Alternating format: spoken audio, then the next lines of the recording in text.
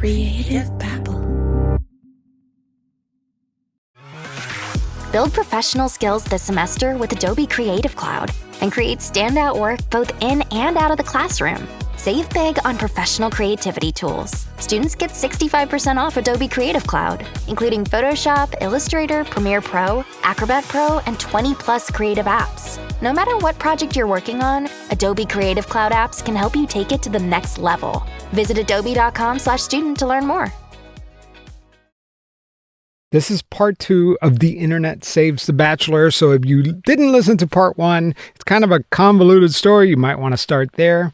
Also, if you're listening with little ones in the room, just know that we are going to be talking about some sexually explicit material. So be warned. All right, let's start the show. What else do you guys do? And like, what's your day job? Or is this like a hobby or what's going on? I know. So I'm a palliative care nurse.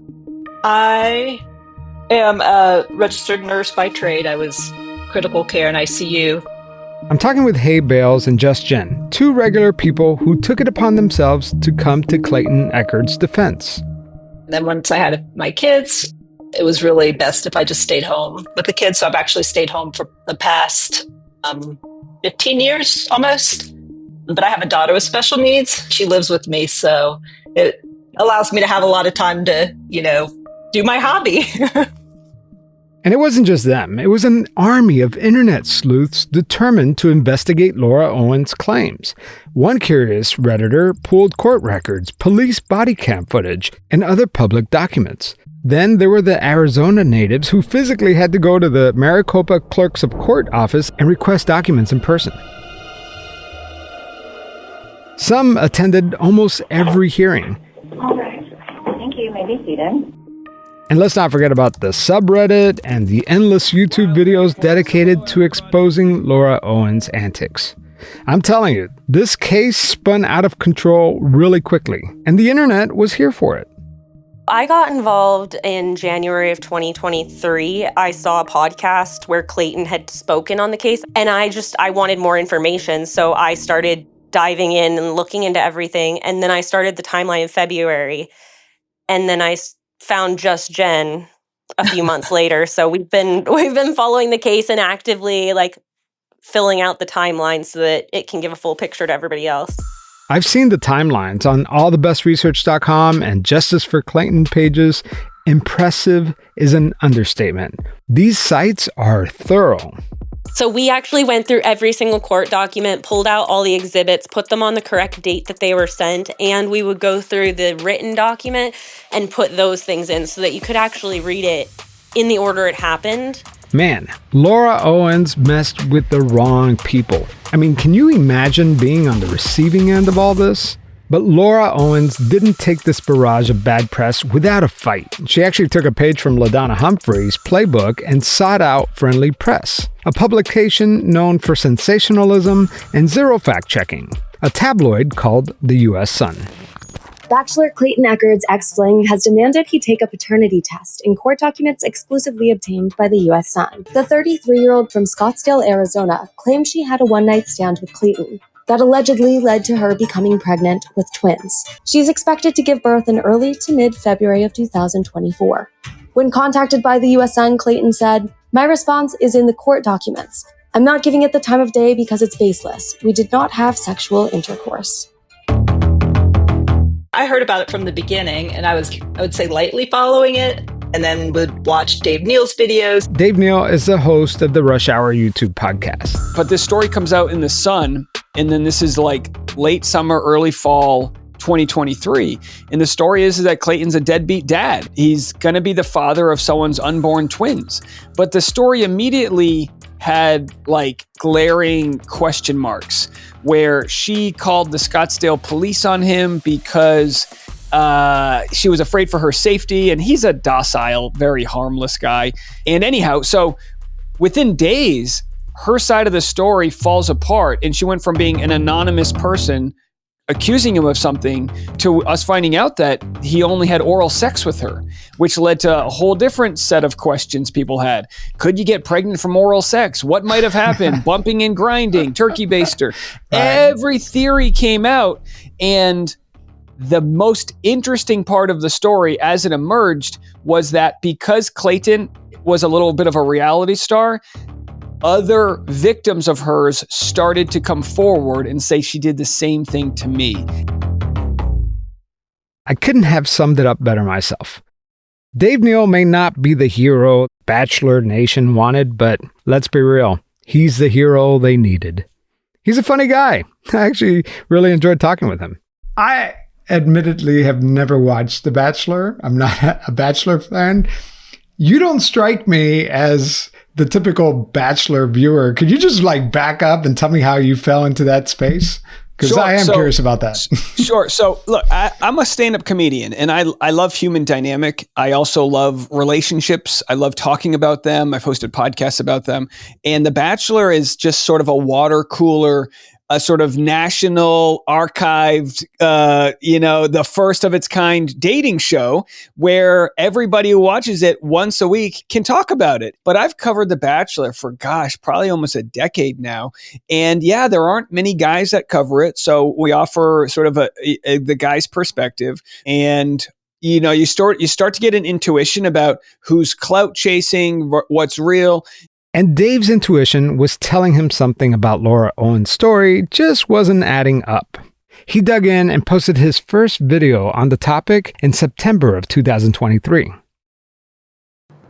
Ladies and gentlemen, we have a breaking news story here in Bachelor Nation following the Clayton Echard Claytegate paternity scandal. He had no idea that years later he would still be posting almost daily about this case. You might be asking yourself, how much could we possibly talk about? And trust me, you have no idea. What started out as a pretty simple paternity dispute exploded into a legal frenzy. And days after I got involved, this story hit a fever pitch. We see a lot of cases on this show of people using the internet to scheme and con and dupe innocent people. But on today's episode, we are going to look at what happens when amateur sleuths and armchair detectives band together to use the power of the internet for good. I'm Javier Leiva, and this is Pretend. Stories about real people pretending to be someone else.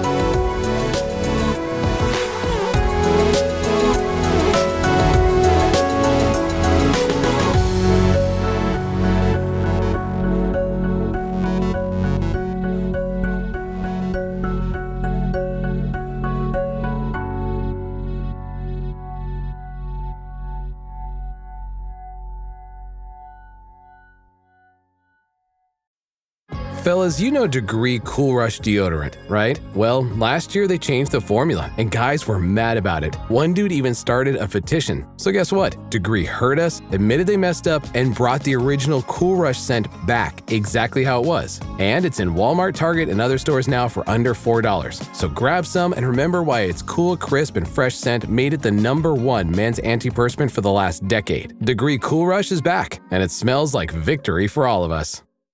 Parents of tweens, if you're familiar with far-off drop-offs... Dad, stop, right here. Or get DMs about what's for dinner, you may be experiencing tween milestones. For your son or daughter, these can start at age 9. HPV vaccination, a type of cancer prevention against certain HPV-related cancers, can start then too. For most, HPV clears on its own. But for those who don't clear the virus, it can cause certain cancers later in life. Embrace this phase. Help protect them in the next. Ask their doctor today about HPV vaccination. Brought to you by Merck.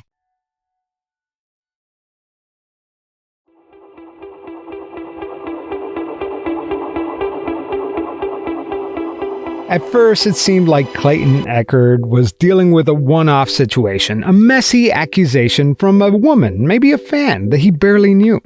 But then the DMs started rolling in.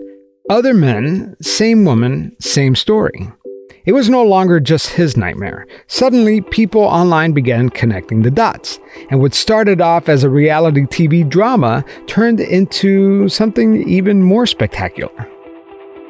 We have all court documents. We have all court cases, and we have most of the police calls she made against the men, because she calls the police on them like every day to say that they've violated their orders of protection, so that then when she goes for renewal, she can say, look at all these times they violated their order of protection. And how did you get all that?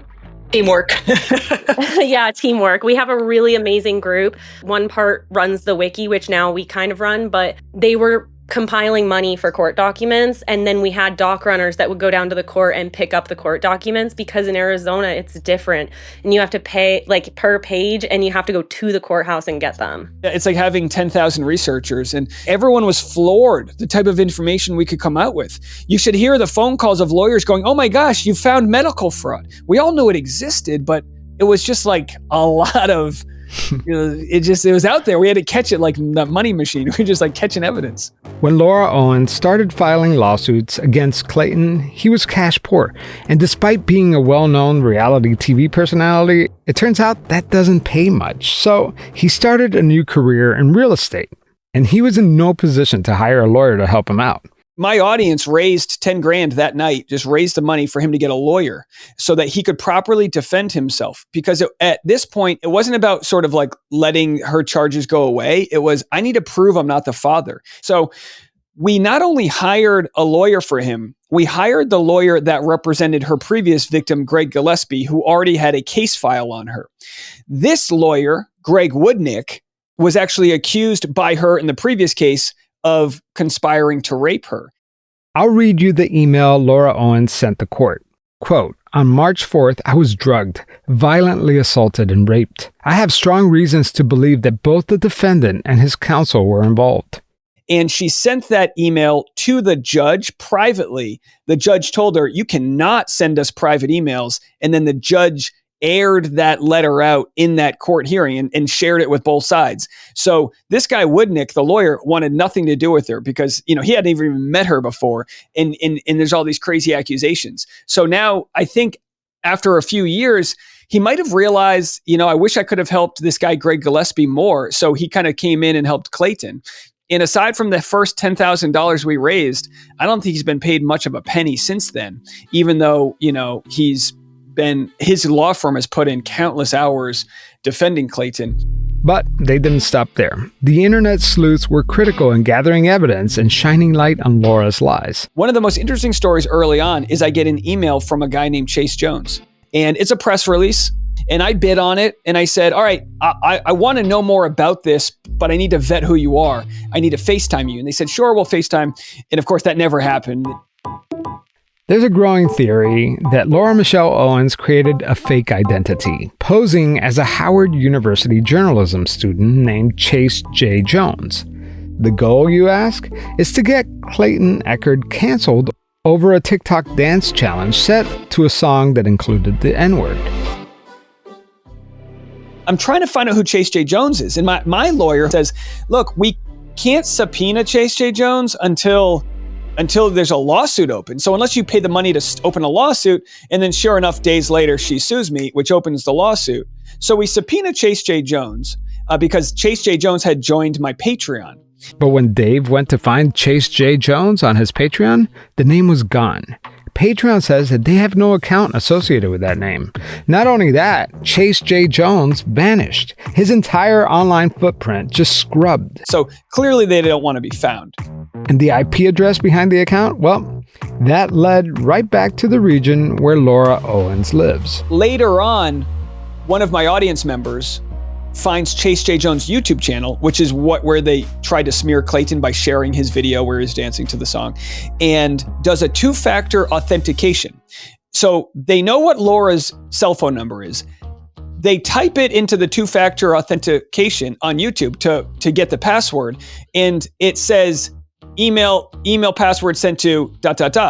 And if you try it with any other phone name in the book, it doesn't come back. So the only person's cell phone number that is attached to Chase J. Jones' password is Laura Owens' cell phone number. It's 1,000% her.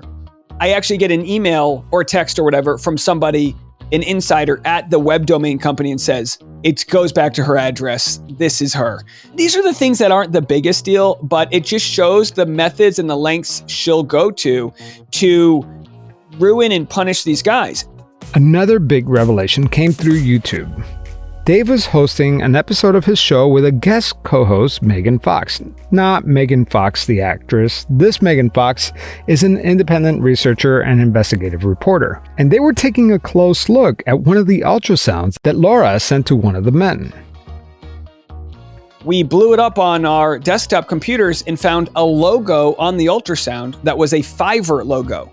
Fiverr is an online marketplace where you could hire a graphic designer for as little as $5. And it was actually a reverse. It was almost like she used a watermark removal tool. So we were able to see the Fiverr logo when we expanded it. You would have never seen it on a naked eye. It's kind of like a shadow of it, right? Yeah, it literally fits right in. It's 100% it. You can see it, the pixels. We slid it right in. We did it live on air and people's minds were blown. It says Fiverr. Oh no! Oh, hold on. Okay, hold on. This is why you do it live. We also found out that she stole an ultrasound from a mother in Texas who led the local division of MEND, which is Mothers Enduring Neonatal Death. So her idea was that she had twins, but one of them passed. So she would kind of steal other victims' real heartfelt stories and apply them to herself. But how would she explain this in court under oath?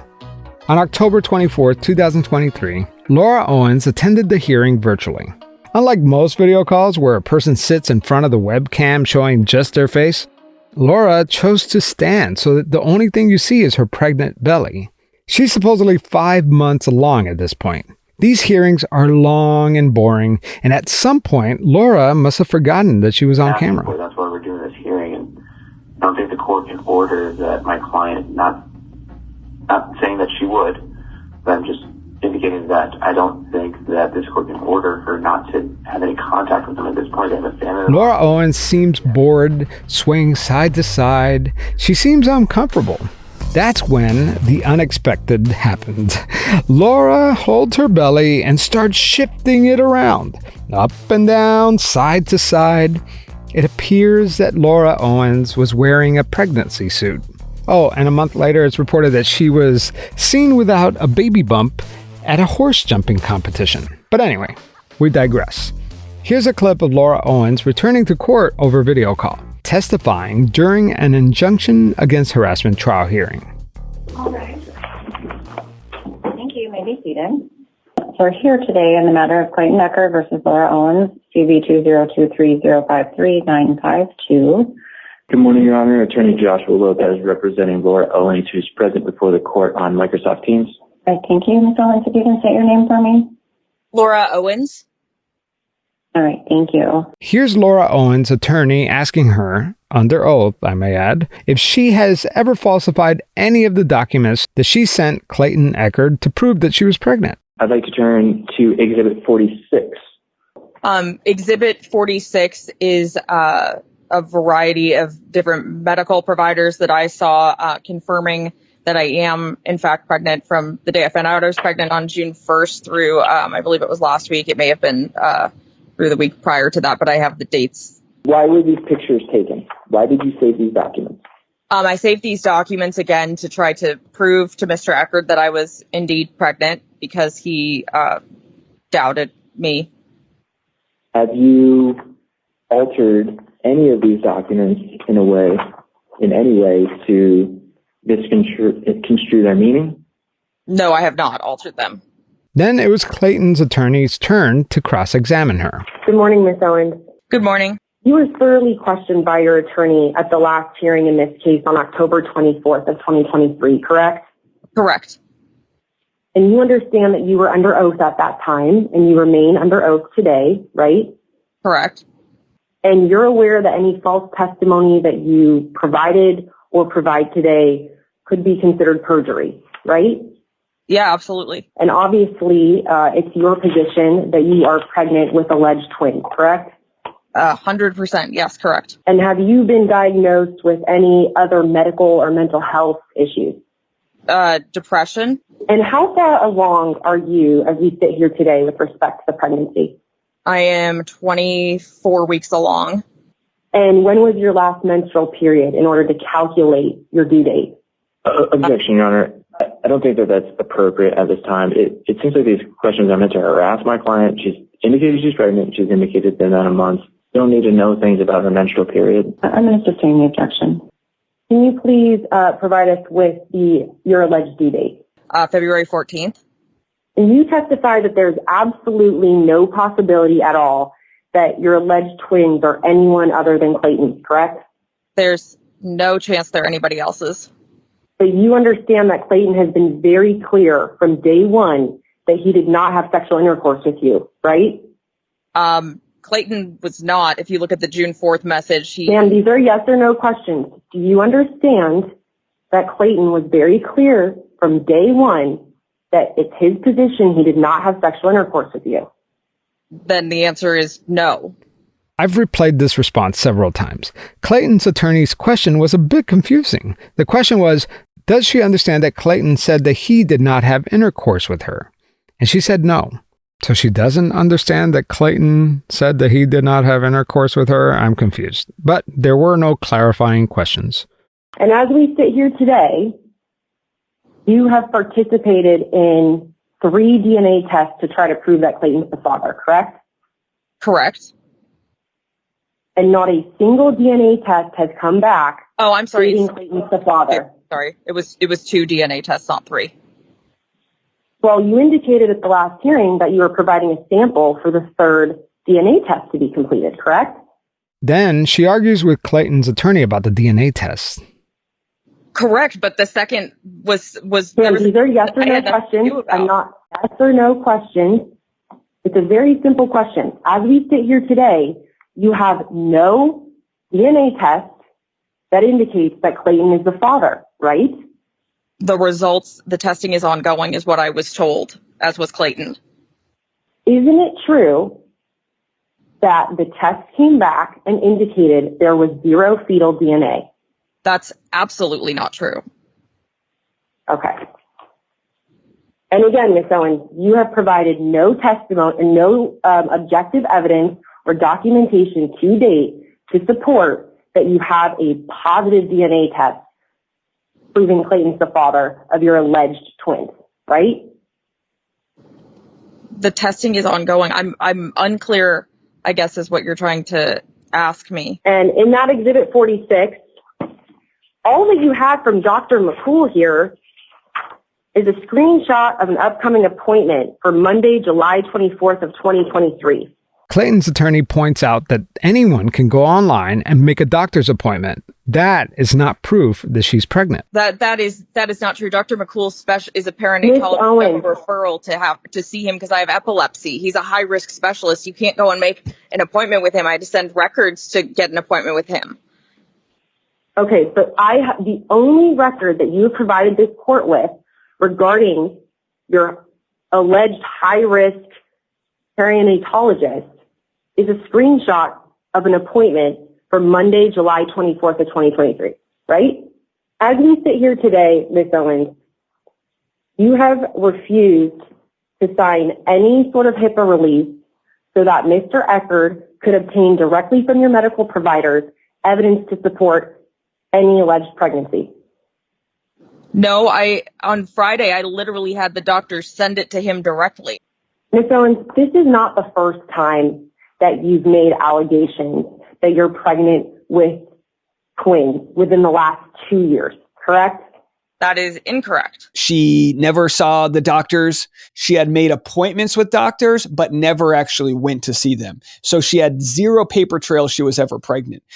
Remember, the point of this hearing is not to prove whether Laura Owens was pregnant. That's a whole separate trial that we'll discuss in a future episode. This session is for the judge to decide if Laura Michelle Owens was using the alleged pregnancy as a way to harass Clayton Echard. Your Honor, this goes to the heart of why Mr. Echard needs this injunction against harassment. And Ms. Owens' pattern, her modus operandi, her pattern of behavior, her pattern of making the same claims against other men in the state of Arizona within the last 2 years. And I think it's highly relevant to this case because it supports why Mr. Echard needs this injunction against harassment, because this individual has done this before and there are concerns that she will not stop. I'm going to sustain the objection. I'm not going to allow that testimony. Clayton's attorney was trying to draw a parallel between Clayton Echard's case and Laura Owens' previous paternity battle with Greg Gillespie. In Exhibit 56, Ms. Owens, on line 1, you say, I just need clarity as to what we are doing. I've offered to give you control over the outcome of the pregnancy if we date exclusively and care for each other, correct? Correct. It was just one thought on one day, and I took that away after, yes. And this is the exact same statement that you made to Mr. Gillespie back in July of 2021, isn't it? I have no idea what statement I made to Mr. Gillespie, but both pregnancies have been medically proven, and I have the documentation and sent it. But Ms. Owens, all right, we can't keep everyone talking over each other. Ms. Owens, isn't it true that you alleged you were pregnant with twins with Mr. Gillespie in June of 2021? No, that was an email that he doctored in 2021 that I have already testified about that in the other case. So no, I never said I was pregnant with twins. And we've already discussed the fact that I'm not really considering all of that. So let's Mr. Closing. Your Honor, my concern here, and again, I mean this with all due respect, but Ms. Owens has a pattern of behavior here. She has previously made identical allegations in another case. The exhibits that I have today, as supplemental exhibits, all support that the statements she's made to Mr. Echard are almost identical to statements made to Mr. Gillespie in 2021. This is highly concerning behavior. She has now perjured herself on several occasions during testimony, and I am not being given the opportunity to show the court the documents to support that she is lying under oath. I have proven my pregnancies and had my records sent to Mr. Echard. Okay, Ms. Owens, we're not testifying right now. I'm sorry. You should see the expression on Laura Owens' face during Clayton's attorney's closing arguments. It's priceless. Serena, go ahead. Your Honor, this is a clear case of harassment. She throws her head back with a surprised look on her face. Her jaw literally drops wide open with a frown. She rolls her eyes and face to the right. Then she rolls her eyes and face to the left. I mean, it is quite a performance. Or at the very least, my new favorite meme. Mr. Echard has lost job opportunities, speaking engagements. He has suffered extreme emotional distress over these claims that are baseless and over her repeated outreach attempts after pleading with her to stop. This is the definition of harassment. Ms. Owens has fabricated a pregnancy now twice on 2 separate occasions. Mr. Echard is the second victim of this. And by fabricating a pregnancy test, Clayton's attorney is referring to the positive HCG test that she sent him. It is a picture of a test completed on June 1st of 2023 regarding HCG. It does not say it is a positive pregnancy test. The next page, Your Honor. Laura then tries to interrupt the attorneys during closing arguments. Oh, I'm sorry. This is not your turn. I'm sorry. It does. Okay. It's not your turn.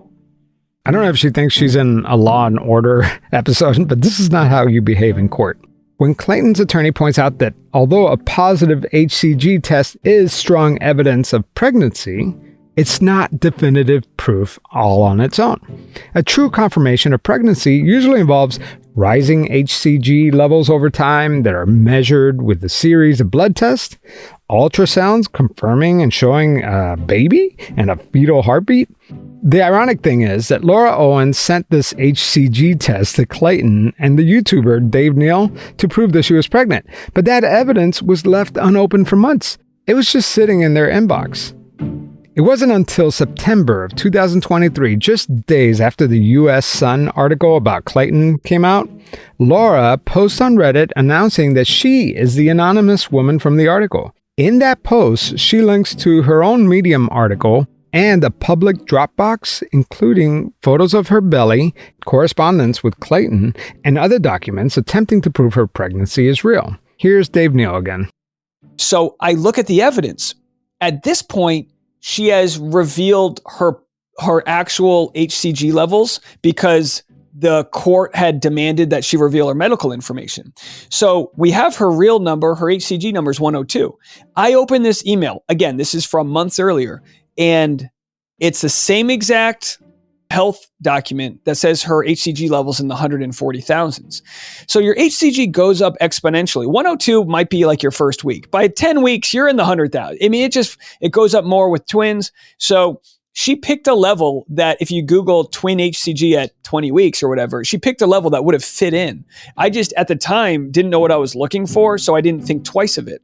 Megan Fox, a reporter following this case, says that the HCG levels remains the biggest mystery surrounding this case. This has been the unanswered question for a lot of time. How did she P positive on the P-stick tests? We've had our theories. Injecting HCG was one of them. Plus, Laura works with horses. She would have access to HCG. We've had all these theories. And so there's a lot of different ways she could have P'd positive. We know from the blood test that the HCG level was never above 102, and which is very low. That would indicate that you were in the first few weeks of pregnancy, right? And then that number is supposed to double and double and double and double weekly.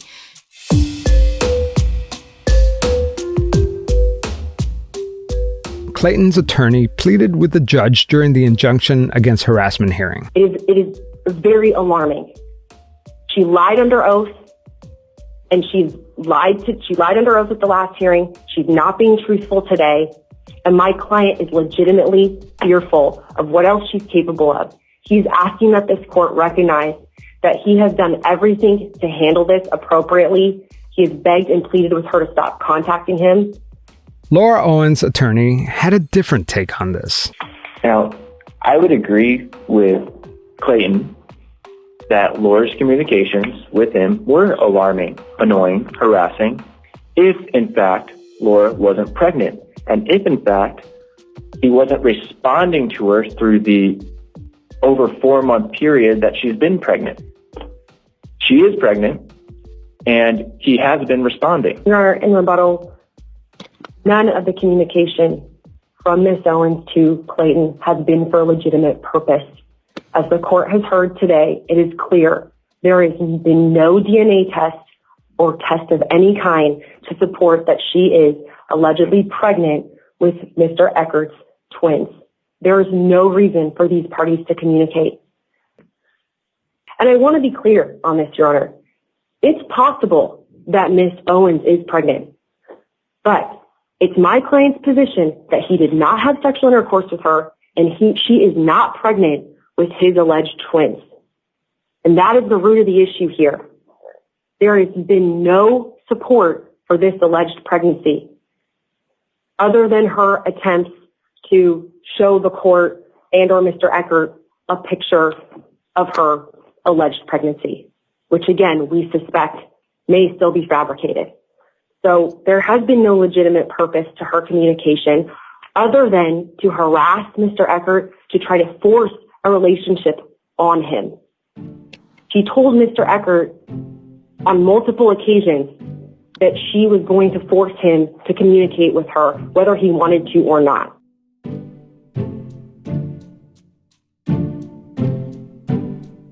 After the break, the court reaches its decision.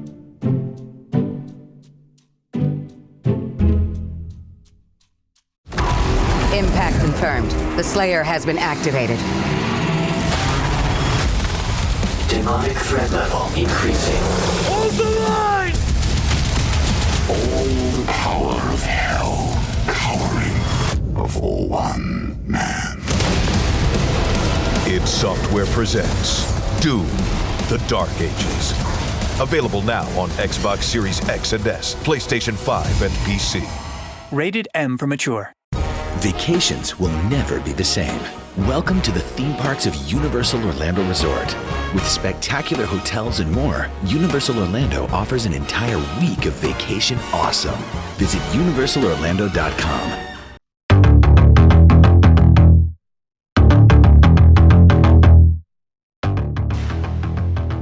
the judge patiently sat through the evidence and watched Laura Owens roll her eyes and gasp at the case being made against her. She witnessed this woman, who claims to be 6 months pregnant, chug an energy drink while dialed into the hearing. But it was time for the judge to make her decision. I'm not making a determination as to whether or not she's pregnant or not. That is a family court matter. The court at this time does find there were a series of events that were aimed at the plaintiff that would cause a reasonable person to be alarmed, annoyed, or harassed. That he was, in fact, alarmed, annoyed, or harassed.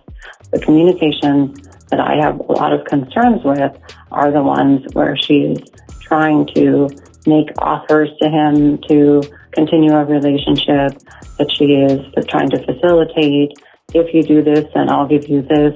There were a number of threats to go to the media, which were other additional attempts to try to use the media as manipulation, or the threat to go to the media as manipulation. I find those to be alarming, annoying, or harassing. So I am going to grant the injunction at this time. Days after Clayton won his harassment hearing, Laura Owens turned her attention to a new target. Pretty much anyone reporting on the case.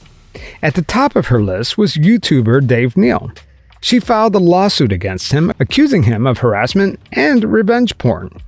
Then she widened the scope, sending mass emails to podcasters and journalists, warning that if they covered this story without giving her a platform, they could face defamation lawsuits too.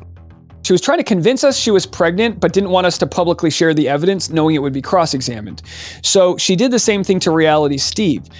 Reality Steve is another podcaster covering this case.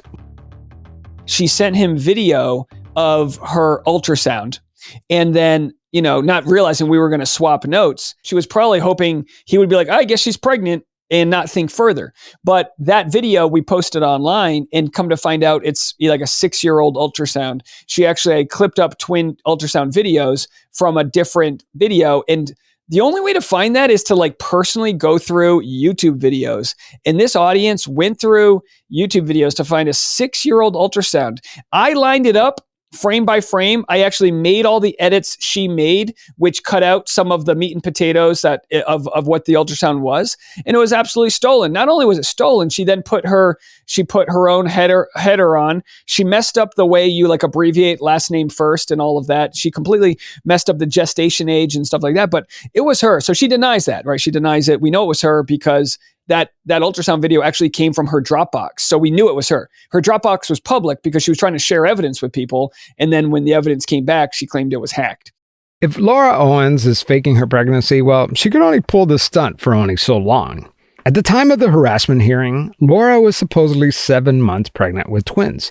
But now, February 2024 rolls around, and she should be due by now. But there are no babies. My name is Laura Owens, and I know that before I even started this video. And Laura Owens finally speaks out. People on Reddit, just by virtue of the fact that I'm speaking up for myself, have started threads about me where they're critiquing my looks, where I'm becoming a meme. There's a lot of tears. Since I became pregnant by The Bachelor, I've been pregnant twice before, which is something that I really didn't want to come out because I thought people would judge me for it. And people have already. I know they have. And this case is about to get a lot nastier. That's next time on Pretend.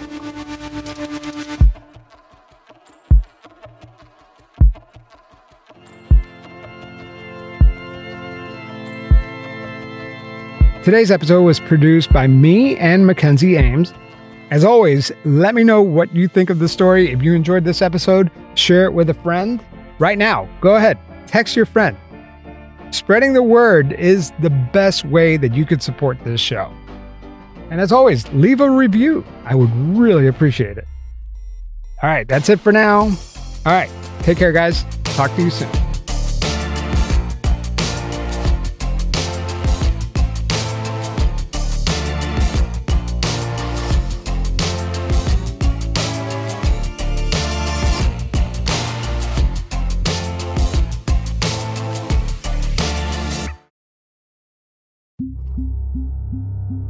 creative